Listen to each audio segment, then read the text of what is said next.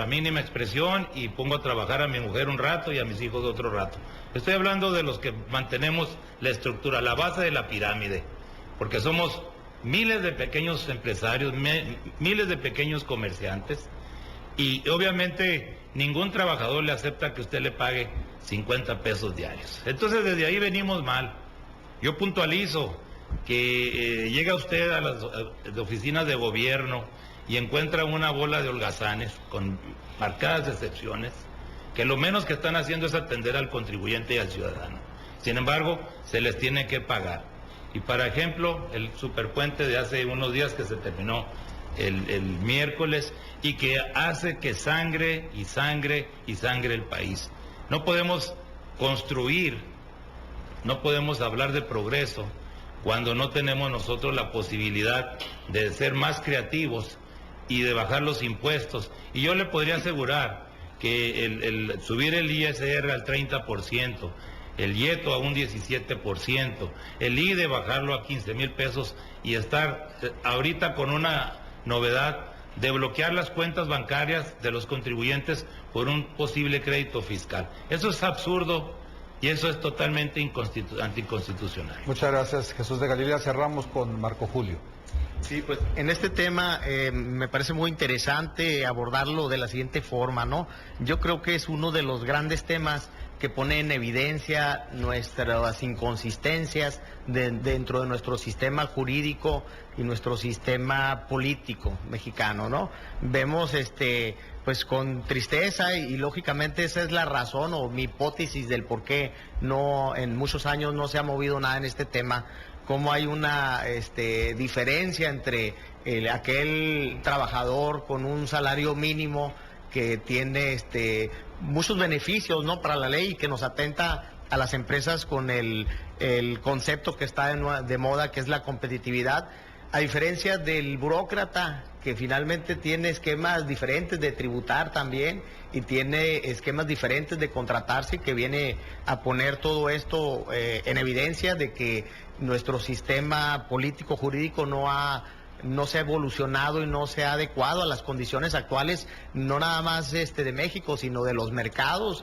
de la necesidad de tener esa alianza, ese trabajar en equipo entre la clase trabajadora y los empresarios, que podamos generar riqueza y con esto encontrar las condiciones de desarrollo y mejorar la calidad de vida de los mexicanos en general, que debe ser un interés supremo del gobierno y que obviamente no se está atendiendo, ¿no? Por otro lado, también debo referirme a la ineficiencia en la administración de justicia, de los juicios laborales, que en muchos de los casos duran años y que ha sido un modus vivendus para alguna gente que también pues maneja situaciones de corrupción y se aprovecha de la falta de conocimiento de estos empleados, y que en muchos de los casos ha puesto en cierre las fuentes de empleo que tanto requerimos por una inadecuada atención de este tema, ¿no?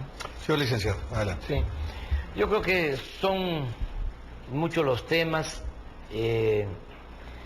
Lo de la reforma laboral, hay un sector, es manifiesto que ustedes están a favor de esa reforma, pero hay también otro sector de la población que no acepta estas reformas. Yo creo que es parte de la conciliación que tiene que darse en el país, y siento que esa conciliación vendrá a partir de que haya nuevas reglas, una nueva legalidad, que realmente se piense en los intereses del pueblo, en todos los mexicanos, y se piense en la nación, ¿sí? Que no se abuse, que no se quiera sacar ventaja por un grupo, ¿sí?, en detrimento de la sociedad. Entonces tienen que haber esas nuevas reglas. Los temas, por ejemplo, de reforma laboral y otros temas, la verdad es que esa agenda nos las impusieron. ¿Sí? Y no solo en México. Ustedes van a Chile y van a Venezuela, a Argentina, cualquier parte del mundo. Y son los temas del Fondo Monetario Internacional, de los organismos financieros internacionales. Ya lleva tiempo esto. O sea, hasta les llaman cambios estructurales o reformas estructurales. Pero es la agenda de ellos. Yo decía hoy en el foro con la Canaco de Tijuana que llevamos 27 años sin elaborar un plan de desarrollo propio.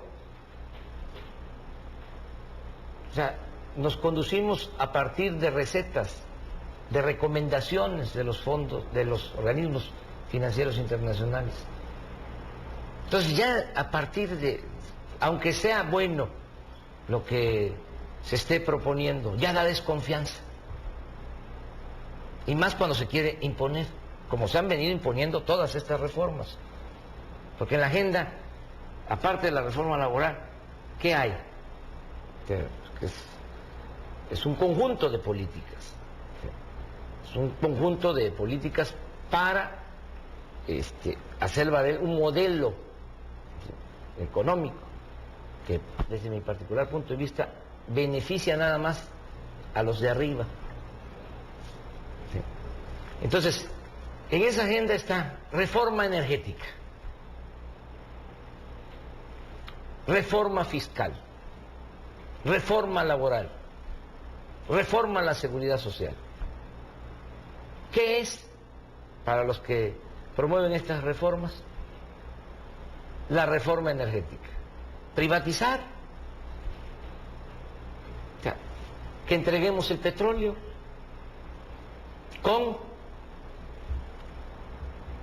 el pretexto de que es muy mala la administración del sector público y que son mejores administradores los del sector privado. No, que el petróleo es de los mexicanos.